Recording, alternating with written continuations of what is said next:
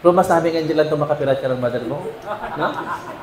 Ginbalikan ko rin si Sister Lucy. Happy kita bala kayo.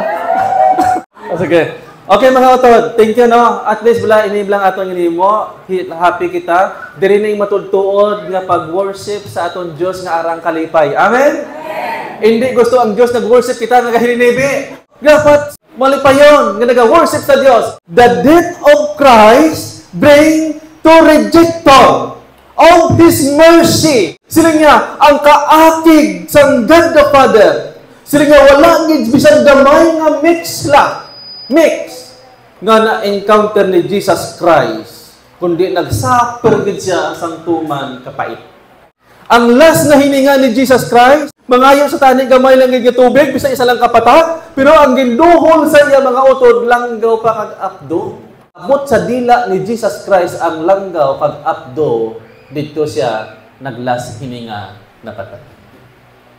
Kag ang kasulatan nagdeklarar nga sila niya, God unmixed with mercy. Wala gid sa ka-experience sa to nga time nga may gamay lang bisan sa kapatak nga comfort. Anong resulta para sa imo kag sa ako?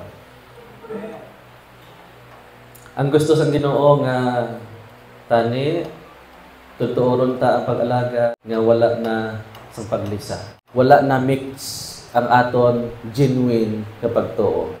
Aton tunan ang 7 lesson and application. Number 1. Siling yan. Perception of loss of failure. Siling yan. Paglantaw sa kaperdihan o kon kapakyasan. Dapat sila nga subong, i-realize mo, i-evaluate mo, nga pumbala, base hindi ka pasok sa langit. Base bala, ma-failure ka sa times ng judgment before the close of provision. Dapat imo ni una-unahon kag lantahon para may preparasyon kita sa natawag final judgment. Number 2, sila nga, pray for the strength.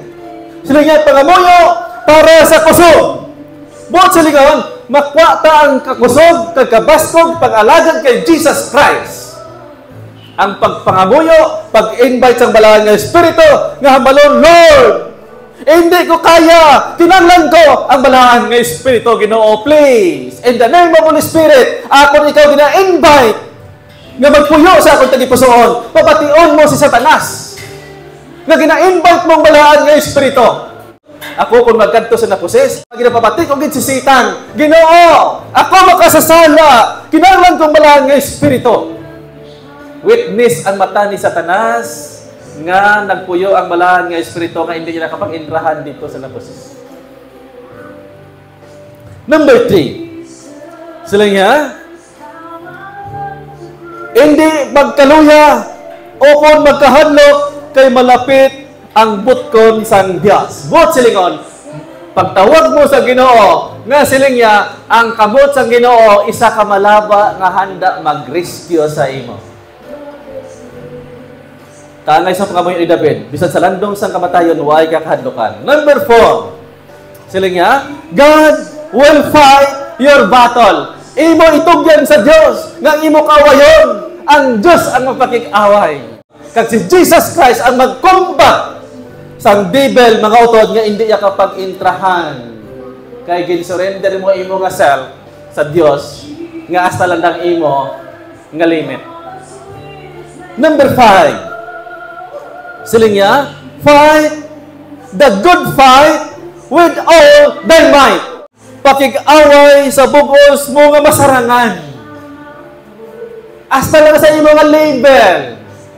Kapag nakita mo nga hasta ka lang dira, itugyan mo na sa Ginoo nga Lord, ang next nga step, hindi ko na kaya, dire na ko hasta Ginoo, ikaw na next. Matabang na da ang balahan nga Espiritu, tugtog nga matakod nimo until mga utod nga magtakop ang kaluwasan. Number 6, sila nga, fight the good fight of faith. Pakig-away sang maayo nga may pagtuo. Pagtuo nga kaangay sang root of death nga nagadulot gidto mga utod nga mabaskog kag hindi ka matumba sa tion sa pagtilaw. Number 7 last, mga utod sila nga. Grow into spiritual maturity. Sila nga matubo sa espirituhanon nga kahamtong. Bot silingon, ang tanan nga hamtong nga napundar diri sa imong tagipusoon before the close of probation, ibubo sang Dios ang dala tiring. Ang tanan nga hamtong nga bunga sa ari sa tagipusoon among makadawat nga pahinugon sang Dios paagi sa balaan nga espiritu. Amo akon pangamuyo.